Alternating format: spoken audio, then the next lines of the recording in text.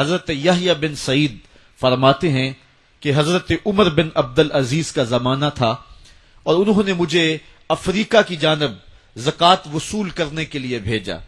میں وہاں سے زکوٰۃ وصول کی اور پھر میں زکوٰۃ لینے والے مستحقین کو ڈھونڈنے لگا تو کہتے مجھے کوئی مستحق نہ ملا. پھر میں غلام پکڑتا اور اس کے پیسے دے کے اس کو آزاد کرواتا چلا جاتا.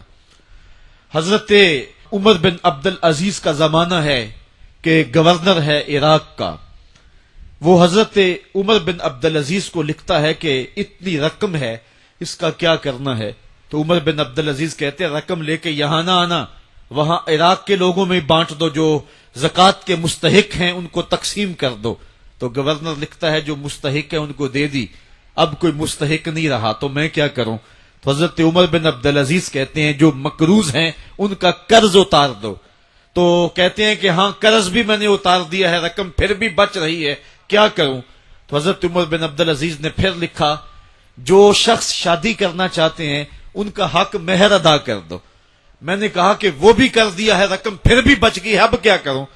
تو حضرت عمر بن عبدالعزیز نے مجھے لکھا کہ جو غیر مسلم ہیں جنہوں نے ٹیکس دیا ہوا ہے، جتنا ٹیکس دیا ہے اس سے دگنے پیسے ان کو قرضے میں دے دو اور ان کو کہو جاؤ اس کا کاروبار کرو، کھیتی باڑی کرو، اور ساتھ انہیں یہ بھی کہہ دینا قرض کی فکر نہ کرنا اور زیادہ اس میں پریشان نہ ہونا، جب دے سکو گے دے دینا. یہ دور بھی پھر اسلام نے دیکھا اور یہ گھڑیاں بھی دیکھی جب چیتھڑے پہنے ہوئے تھے، جب پیبند لگے لباس پہنے تھے، جب پیٹ میں ڈالنے کے لقمہ بھی نہیں تھا. اللہ کا دین اس وقت بھی غالب تھا، اور جب گلیوں کے اندر ریشم بکھرا ہوا ہوتا تھا کوئی اٹھانے والا نہیں تھا، دین اس وقت بھی غالب تھا. دین کا غالب ہونا یا نہ ہونا اس کا تعلق جو ہے وہ مال و دولت سے نہیں ہے. اقبال کہتا ہے کہ زوال بندائے مومن کا بے زری سے نہیں، مومن کا زوال بے زری سے نہیں ہے بلکہ اس کا سبب کوئی اور ہے. وہ سبب ڈھونڈنا ہے کہ ہم دنیا میں رسوا ہو کے کیوں رہ گئے، ہم زمانے کے سامنے تماشا کیوں بن کے رہ گئے. آج نبی کی امت پوری کائنات میں رسوا ہو کے کیوں رہ گئی.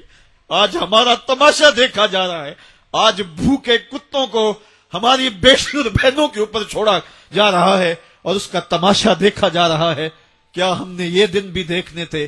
ہم نے سراغ لگانا ہے. دولت کی قلت اور کثرت یہ ثانوی چیزیں ہیں. ہم نے تاریخ میں دیکھا ہے ہم کبھی مالی طور پہ کمزور تھے، رسوا نہیں ہوئے ہیں. مال زیادہ ہو گیا، رسوا نہیں ہوئے ہیں. رسوائی کے سبب کوئی اور ہیں. سنو حضرت عمر نے کیا کہا. کہا لا الہ الا اللہ انا کنا اذل قوم فاعزنا اللہ بالاسلام. کہا کہ اے ابو عبیدہ بن جراح، ہم ایک ذلیل قوم تھے اور اللہ نے ہمیں اسلام کی وجہ سے عزت عطا کی ہے. اور میں تمہیں ایک تاریخ ساز بات کہنے لگا ہوں، اور وہ یہ ہے کہ جب تک ہم اس عزت والے اسلام کے دامن کو تھامے رہیں گے ہماری عزت قائم رہے گی، اور جب اسلام کے علاوہ کسی اور جگہ سے عزت ڈھونڈیں گے تو رسوا کر کے رکھ دیے جائیں گے. یہ ہے وہ خلاصہ جو حضرت عمر نے امتوں کے عروج و زوال کا بیان کیا ہے. اس امت کو جو خیرات ملی ہے تخت و تاج کی، وہ پینٹاگون سے نہیں ملی، وہ واشنگٹن سے نہیں ملی، وہ وائٹ ہاؤس سے نہیں ملی، وہ محمد عربی کے جوڑوں کا صدقہ ملی ہے. اس لیے جب ہم نے اسلام سے انحراف کیا، پاکستان حاصل کیا گیا تھا. پاکستان کا مطلب کیا؟ لا الہ الا اللہ. ہم نے اس نعرے کو چھوڑ دیا ہوا ہے، ہم نے انحراف کر دیا ہے. آج ہماری نظریں مغرب کی طرف لگی ہیں کہ تخت و تاج اس سے نصیب ہوتے ہیں اور دنیا کے اوپر ہم رسوا ہو کے رہ گئے. ہماری پستی، ہماری زبوحالی، ہماری ذلت کا سبب یہ ہے کہ جس جگہ سے ہمیں عزت ملی تھی ہم نے وہ مرکز ہی چھوڑ دیا ہے. اس مرکز حیات کو، اس مرکز زندگی کو، اس مرکز عزت کو ہم نے چھوڑ دیا ہے اور دنیا کے اوپر ہم رسوا ہو رہے ہیں.